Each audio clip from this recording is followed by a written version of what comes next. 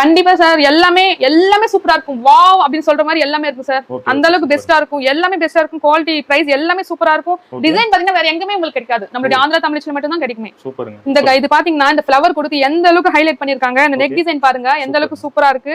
செம்மையா இருக்கு சார். இது இங்க பாருங்க 3/4 ஹேண்ட்ஸ். சிலது பாத்தீங்கன்னா சார் நாங்க இந்த மாதிரி மெல்லிஸ் பைப்பிங் கொடுத்து ரொம்ப ஸ்டிச்சிங் கூட நல்லா இருக்கும் சார் நம்ம கிட்ட. இங்க பாருங்க மெல்லிஸ் பைப்பிங் எல்லாமே பார்த்து பண்ணுவோம் சார். சிலது பாத்தீங்கன்னா இது மாதிரி இருக்கும் சார் டிசைன்.